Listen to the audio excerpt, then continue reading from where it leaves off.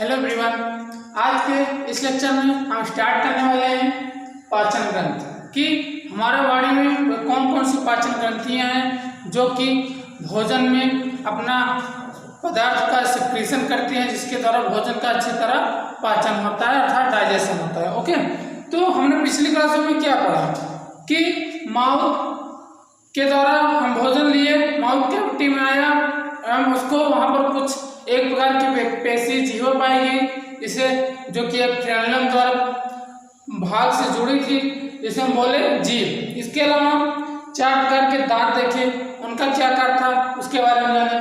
देखो, अभी हम सिर्फ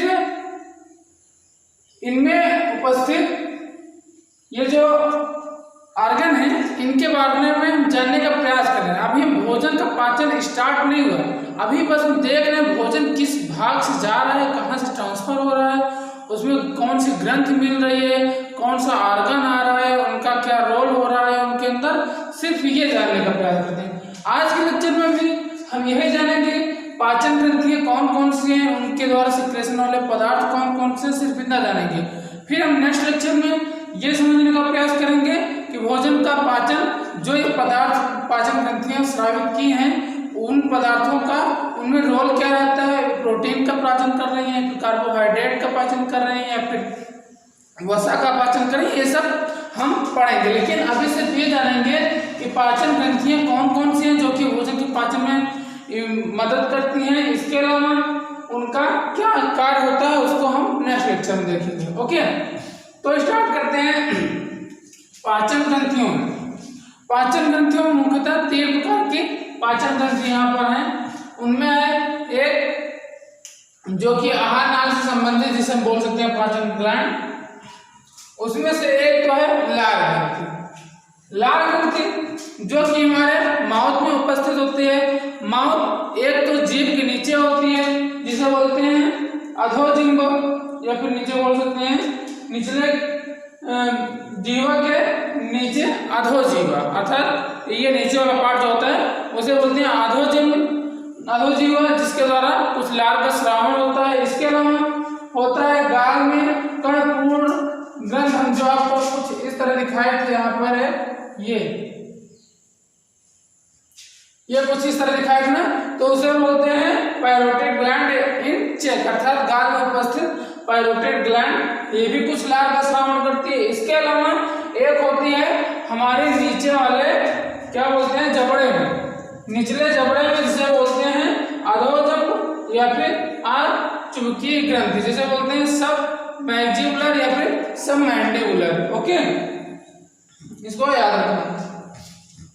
इसके अलावा लार इन तीनों प्रकार की ग्रंथियों से हमारे मुंह में लार उपस्थित होता है, जिससे भोजन हमारे माउथ में अच्छी तरह छोटे छोटे टुकड़ों में विभाजित होने के अलावा भी इनमें कई प्रकार लार मिलने के कारण वे काफी चिकने हो जाते हैं एवं बोलस के रूप में हो जाते हैं, ताकि वे आगे आसानी से स्थानांतरित हो सके। ओके, तो ये हमारा कार्य हो जाता है लार ग्रंथियों का। इनमें भी कुछ ऐसे भी एंजाइम देखने को मिलेंगे जिनका, जैसे कार्बोहाइड्रेट का कुछ पाचन, हल्का सा पाचन मुख के अंदर भी हो जाता है। ओके, तो इसको हम अगले क्लास में पढ़ेंगे कि भोजन का पाचन कौन सा पार्ट किस जगह पर होता है। इसके अलावा आता है कि आहार नाल से संबंधित जो दूसरी पाचन ग्लैंड होती है उसका नाम होता है यकृत। यकृत हमारे शरीर में पाए जाने वाली सबसे बड़ी ग्लैंड है, अर्थात सबसे बिग ग्लैंड जो होती है उसे बोलते हैं यकृत ग्लैंड। ये शरीर की सबसे बड़ी ग्रंथि होती है, जिसका वेट कितना होता है 1.2 kg से 1.5 kg। ये देखना, ये मनुष्य में वयस्क का है, बच्चों का नहीं, ये वयस्क का है। वयस्क में 1.2 से 1.5 kg भार होता है यकृत का हमारे बॉडी के अंतर्गत वयस्क मनुष्य में।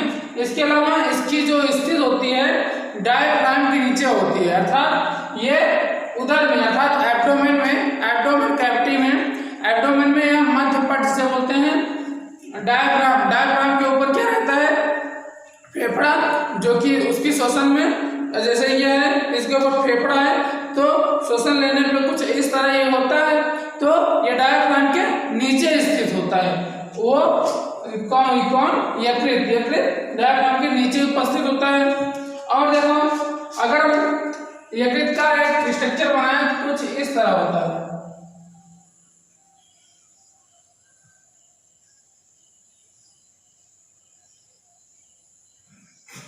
ये 2 लोब में बटी हुई होती है। कौन?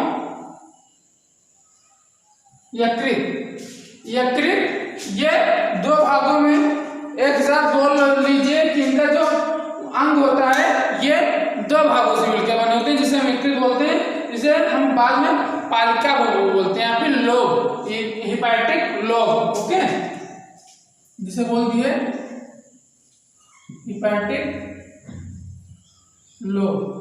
ओके, अब ये लोब अर्थात पालिका, लोब को भी पालिका बोलते हैं हिंदी में। तो ये जो हिपैटिक लोब होते हैं, इसकी यकृत की एक प्रकार से क्रियात्मक एवं संरचनात्मक इकाई होती है, और इसके अंदर कई प्रकार की सेल पाई जाती है, जिसे बोलते हैं हिपैटिक सेल्स। ओके, यहाँ पर आपको दिखाया गया है कि यकृत पालिकाएं के अंदर यकृत कोशिकाएं, जिसे हम बोलते हैं हिपैटिक सेल, एक व्यवस्था में होती है। वो किसकी व्यवस्था की तरह होती है? कॉर्ड की तरह, रज्जु की तरह ये व्यवस्थित होती है। किसमें? इन यकृत के अंदर। अर्थात जो हिपैटिक सेल होती हैं उनके वे ये हिपैटिक लोब के अंदर उपस्थित होते हैं, और वे एक व्यवस्था में उपस्थित होते हैं। किनकी तरह? एक रज्जु की तरह अर्थात कॉर्ड की तरह। इसके अलावा इनमें पालिका के ऊपर स्तर, ये जो है ना हमारे यकृत, इसके ऊपर एक कवरिंग होती है। इसके ऊपर एक कवरिंग होती है जो कि एक प्रकार से संयोजी ऊतकों के द्वारा बनी होती है। किसके द्वारा? संयोजी ऊतकों से बनी एक परत होती है जिसका नाम होता है ग्लिसन्स कैप्सूल। ये आपको लिखा गया है, ये ग्लिसन्स कैप्सूल एक प्रकार का संयोजी ऊतक है।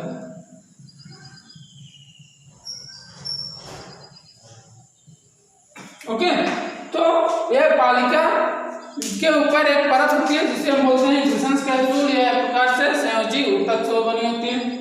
इसके अलावा अब इसका कार्य क्या देते हैं कि लाल ग्रंथि प्रकार, तो देख लिए कि ये लार का श्रवण करती है माउथ में भोजन को मिलने के लिए, यानी उनको बोलस रूप में परिवर्तित करने के लिए, उनको चिकना बनाने के लिए। तो अब यकृत क्या करता है? इसका मेन कार्य ये होता है कि ये बाइल का निर्माण करता है, यानी कि जिसे पित्त रस बोलते हैं। पित्त अर्थात बाइल का निर्माण कौन करता है? यकृत। ये पॉइंट ध्यान से सुनना, क्योंकि आपको क्वेश्चन पूछा जाएगा कि पित्त का निर्माण कहाँ होता है? पित्ताशय में होता है, यकृत में होता है, अग्न्याशय में होता है, या फिर इनमें से कोई नहीं होता। तो आप ऑप्शन क्या लगाएंगे? यकृत। ये आप भूल जाएंगे, क्योंकि पित्ताशय, चूंकि पित्त निकल रहा है तो पित्ताशय से जुड़ा हुआ, पित्त से जुड़ा हुआ शब्द क्या मिल रहा है? पित्ताशय। तो आप सोच लेंगे कि ये पित्ताशय जो है पित्त से निर्माण हो रहा है, वो सॉरी पित्ताशय से पित्त का निर्माण हो, लेकिन ऐसा नहीं, यकृत से पित्त का निर्माण होता है। और यकृत से पित्त निर्माण होने के पश्चात अर्थात बाल निर्माण होने के पश्चात ये चला जाता है यकृत नलिका के द्वारा, यकृत वाहिनी के द्वारा, जिसे हम बोलते हैं लीवर डक्ट्स बोलते हैं। तो ये लीवर डक्ट्स के द्वारा कहाँ पर चला जाता है? हमारे पित्ताशय में। निर्माण कहाँ हुआ?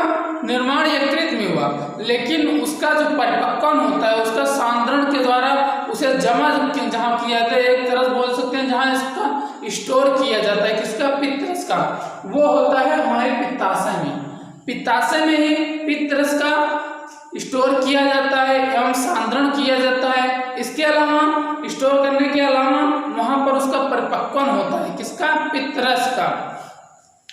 ओके, तो पित्त रस का निर्माण जो यकृत के अंदर हुआ, वो यकृत वाहिनियों के द्वारा गई कहां पर? ये चली जाती है हमारी पित्ताशय, जिसे गॉल ब्लैडर बोलते हैं, जहां पर इसका परिपक्वन होता है। ये सांद्रण करके पित्ताशय का स्टोर किए रहते हैं, जरूरत पड़ने पर यहीं से फिर ये रिलीज होता है। ओके, ये बात ध्यान रखना कि पित्त रस का स्राव कहाँ से होता है, ये पॉइंट बहुत इंपॉर्टेंट है। ओके, तो और देखो, अब पित्त रस का निर्माण हुआ, ये यकृत नलिका आई है यकृत से जुड़ी हुई। ओके, अब ये यकृत नलिका आई, यहाँ पर ओपन हुई, यहाँ पर जो लीवर डक्ट्स है पित्ताशय में चली जाती है।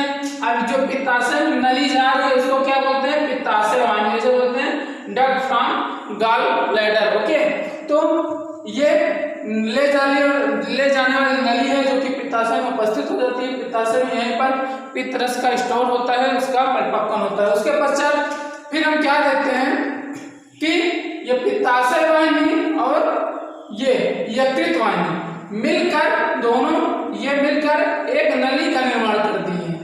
उस नली का नाम है मूल पित्त वाहिनी। ये मूल पित्त वाहिनी कौन है? यकृत वाहिनी और पित्ताशय वाहिनी दोनों मिलकर एक नली का निर्माण करती हैं, जिनका नाम होता है मूल पित्त वाहिनी। अब ये मूल पित्त वाहिनी आगे चलकर कहाँ खुलती है? हमारी अग्न्याशय में।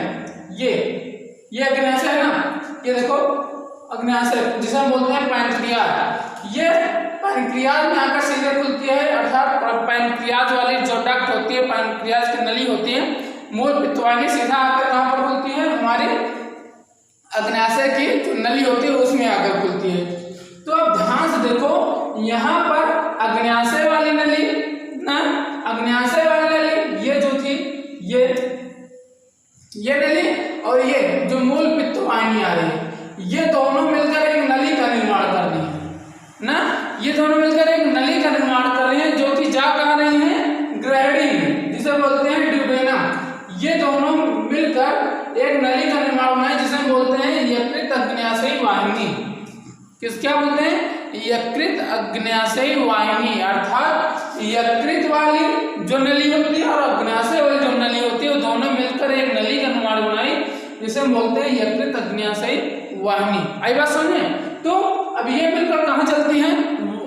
ग्रहणी में। ग्रहणी जो कि एक सी के आकार की होती है। ओके, आप देखो यहाँ जाने से पहले, यहाँ पर एंट्री करने से पहले, ये जो है यहाँ पर एंट्री करने से पहले यहाँ पर एक अवरोध आ जाता है, जिसे बोलते हैं स्फिंक्टर ऑफ ओडियाई। ये आपको लिखा गया है, एक यहाँ पर अवरोध आ जाता है, ओडी अवरोधनी, ओडी अवरोधनी जिसे बोलते हैं स्फिंक्टर ऑफ ओडियाई। तो यहाँ पर जब ये खुलती है तो यहाँ पर ये एक प्रकार से अवरोध का कार्य करता है। इस अवरोध के थ्रू ये अंदर आते हैं। कौन? यकृत अग्न्याशयी वाहिनी। तो ये जो होता है एक प्रकार से पित्ताशय, गॉल ब्लैडर, अग्न्याशय, इसके अलावा ग्रहणी और यकृत से जुड़ी हुई एक स्ट्रक्चर होती है, जिनमें किस प्रकार कहाँ जा रही है इसको समझाया गया। ओके, तो अब ये ग्रहणी में आई, ग्रहणी से आगे चलकर ये कहाँ जाएंगे? ये चल के जाएंगे हमारी छोटी आंख में। ओके, तो आई बात समझ में। अब इसमें तीसरा नंबर आता है हमारा अग्न्याशय का।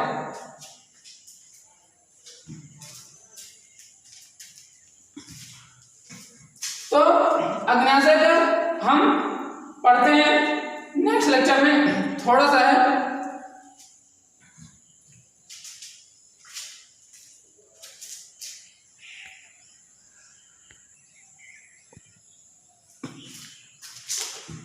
तो अग्न्याशय के बारे में देखते हैं। तो अग्न्याशय जैसा कि ये तीसरी ग्लैंड होती है, ये सी आकार की उपस्थित ग्रहणी के अंदर एक लंबी ग्रंथि होती है, जिसका नाम होता है पैनक्रियाज, जिसे हम बोलते हैं अग्न्याशय। ओके, अब ये अग्न्याशय क्या करती है? ये मुख्यतः दो प्रकार के हार्मोन का स्राव करती है। किसका? हार्मोन, याद रखना, हार्मोन का स्राव कर रही है। अर्थात कुछ हार्मोन भी ऐसे हैं जो कि हमारे भोजन में के पाचन में काफी इंपॉर्टेंट रोल अदा करते हैं। अग्न्याशय के बारे में आप हार्मोन वाले चैप्टर में ज्यादा विस्तार से समझेंगे, यहाँ बस एक इंट्रोडक्शन के रूप में पढ़ लेते हैं। अग्न्याशय जो कि बहिस्रावी एवं अंतःस्रावी ग्रंथि दोनों की तरह कार्य करता है। किसकी तरह? बहिस्रावी एवं अंतःस्रावी ग्रंथि की तरह। एक तो बहिस्रावी हो गया, दूसरा अंतःस्रावी ग्रंथ दोनों की तरह कार्य करता है। इसका जो बहिस्रावी भाग होता है उससे एक प्रकार से क्षारीय पदार्थ का श्रावण होता है। किसका? ये क्षारीय पदार्थ का श्रावण होता है, जिनमें कुछ प्रकार प्रकार के एंजाइम पाए जाते हैं जो कि हमारे भोजन के पाचन में काफी इंपॉर्टेंट रोल अदा करते हैं। इसके अलावा बहिस्रावी भाग से तो क्षारीय भाग निकल गए जो उसमें कई प्रकार के एंजाइम पाए जाते हैं। इसके अलावा जो अंतःस्रावी भाग होता है उनसे निकलता है इंसुलिन और ग्लूकागॉन। इसके बारे में थोड़ा समझते हैं कि जो अंतःस्रावी भाग होती है वो मुख्यतः निर्मित होती है लैंगरहैंस द्वीपकाय से। किससे? लैंगरहैंस द्वीपकाय। इनमें दो प्रकार की सेल पाई जाती है, एक तो अल्फा एक बीटा। ओके, अल्फा से निकलता है ये वाला ग्लूकागॉन और बीटा से क्या निकलता है? बीटा से निकलता है हमारा इंसुलिन। 10 से 20 लाख वयस्क में। तो देखो ये अंतःस्रावी जो भाग होता है ना वे मुख्यतः बनी होती है किससे? लैंगरहैंस द्वीपकाय से। एक प्रकार से उनमें पाई जाने वाली आर्गन होते हैं जिनके हम बोलते हैं लैंगरहैंस द्वीपकाय। इनमें ये एक वयस्क मनुष्य में लगभग 10 से 20 लाख की संख्या में उपस्थित होते हैं। कौन? लैंगरहैंस द्वीपकाय। अब इनमें दो प्रकार की कोशिकाएं पाई जाती हैं, एक तो अल्फा सेल, एक तो अल्फा एक तो beta. Alpha cell beta cell. Alpha cell से निकलता है ग्लूकागॉन हार्मोन एवं बीटा सेल से निकलता है हमारा इंसुलिन। ओके, अब हम देखते हैं इनका कार्य, थोड़ा थोड़ा देख लेते हैं कि इनका कार्य क्या होता है। इनका कार्य यह होता है ग्लूकागॉन का, ये हमारे शरीर में ग्लूकोज की लेवल को बढ़ाता है, अर्थात जो होते हैं ये ब्लड में शर्करा लेवल ये तीव्र करते हैं, अर्थात रक्त में शर्करा लेवल तीव्र करते हैं जबकि ये घटाते हैं। कौन? इंसुलिन। ग्लूकागॉन के कारण ये हमारे शरीर में ब्लड में उपस्थित जो शर्करा होती है ग्लूकोजेनेसिस के द्वारा ये उसको बढ़ा देते हैं। कौन? ये ग्लूकागॉन। जबकि ये जो होते हैं इंसुलिन ये ग्लूकोज को ग्लाइकोजन में बदल देते हैं। ये क्या करते हैं? ये जो हमारे कार्बोहाइड्रेट या फिर पाचन के दौरान जो मिलता है हमें ग्लूकोज या अन्य चीजें जो मिलती हैं, तो ये जो ग्लूकागॉन होता है वे हमारी जो ग्लूकोज को होता है ये इंसुलिन ग्लूकोज को ग्लाइकोजन बदल देती है जिससे हमारे रक्त में शर्करा लेवल मेंटेन रहते हैं। इसी के विपरीत जो ग्लूकागॉन होता है उसका कार्य यह होता है कि ये ग्लाइकोजन जो होता है उसको ग्लूकोज में बदल देती है और ग्लूकोज जो कि मीठा होता है जिससे वे हमारे ब्लड में शर्करा लेवल को बढ़ा देता है। ओके, इसमें कुछ एक प्रकार से रोग भी होता है जिसे बोलते हैं डायबिटीज मेलिटस या फिर मधुमेह जिसे बोलते हैं, जिसको हम हार्मोन वाले चैप्टर में पढ़ेंगे। बस अभी जान लो ग्लूकागॉन ब्लड में शर्करा का लेवल बढ़ा देता है तथा इंसुलिन हिपैटोसाइट कुछ कोशिकाएं होती हैं जिनकी सहायता से ग्लूकोज को ग्लाइकोजन में परिवर्तित करके हमारे ब्लड में शर्करा लेवल को मेंटेन रखता है। तो समझ में आया, अग्न्याशय में मुख्यतः दो प्रकार के हार्मोन स्रावित होते हैं, एक तो ग्लूकागॉन और दूसरा इंसुलिन। ओके, इतनी बात आई समझ में। तो ये स्ट्रक्चर याद रखना, ये बात जरूर रखना कि जो यकृत होता है वह पित्त का निर्माण करती है, पित्ताशय पित्त का निर्माण नहीं करती। पित्ताशय केवल पित्त का स्टोर करती है, वो कभी उसका सिक्रीशन नहीं करती कि उसका सिंथेसिस करे अर्थात उसका फॉर्मेशन करे। कौन? पित्ताशय। ये कार्य होता है यकृत का। यकृत पित्त का निर्माण करता है, उसका सिंथेसिस करता है। इसके अलावा वो यकृत वाहिनियों के द्वारा पित्ताशय में जाता है, पित्ताशय में वो परिपक्वन होता है पित्त रस का, जो कि हमारे भोजन में मिलने के कारण वो बहुत ही इंपॉर्टेंट होता है। ओके, उसको हम नेक्स्ट लेक्चर में समझेंगे। तो ये आगे आता है मूल पित्त वाहिनी बनाता है, एक पित्त वाहिनी और पित्ताशय वाहिनी मिलकर एक वाहिनी बनाती है, एक नली का निर्माण करती है जिसका नाम होता है मूल पित्त वाहिनी। मूल पित्त वाहिनी आकर सीधा अग्न्याशयी नलिका से मिलती है। अग्न्याशयी नलिका ये वाली नलिका जो हमारी है ये इससे आकर मिलती है, तो यहाँ से एक नली बना लेते हैं जिसे हम बोलते हैं यकृत अग्न्याशयी वाहिनी। अब यकृत अग्नाशय वाहिनी जो कि सीधा जाकर खुलती है हमारी ग्रहणी में, जो कि सी प्रकार की होती है। ओके, तो ये अगर यहाँ पर खुलती है, लेकिन यहाँ पर एक अवरोध कार्य करता है जिसे बोलते हैं स्फिंक्टर ऑफ ओडियाई, जिसे बोलते हैं ओडी अवरोधनी। तो इसके थ्रू ग्रहणी में आता है, तो ग्रहणी से आगे ये छोटी आंत में चला जाता है। ओके, तो अभी तक हमने क्या जाना कि हमने भोजन किया माउथ के द्वारा, माउथ कैविटी में गया, वहां पर उसका कुछ छोटे छोटे पदार्थों में उनका विभाजन हुआ भोजन का, फिर वे बोलस के रूप में लार के मिक्स होते हुए वे हमारी ग्रसनी से होते हुए आई हमारे बॉडी के अंदर, सीधा यकृत से होते हुए, यकृत आपको दिखाई दे कि जो पित्ताशय होता है वो कहाँ पर उपस्थित होता है, ये कुछ इस तरह आई थी ना, तो ये इनसे जुड़ी हुई कुछ इस तरह होती हैं, ये पित्ताशय। ध्यान देना कि यहाँ से यकृत से पित्त का निर्माण हुआ, फिर यहाँ चल के यहाँ पर इसका स्टोर होता है, फिर यही आगे चल के हमारे अन्य अंगों में मिलती थी। ओके, तो ये इससे निर्माण हुआ, फिर सीधा आए कहाँ पर हमारी इसमें अग्नाशय में, अग्नाशय से ग्रहणी में, अब ग्रहणी से छोटी आंत में, छोटी आंत से बड़ी आंत में होते हुए सीधा गुदा तक पहुंच जाएंगे।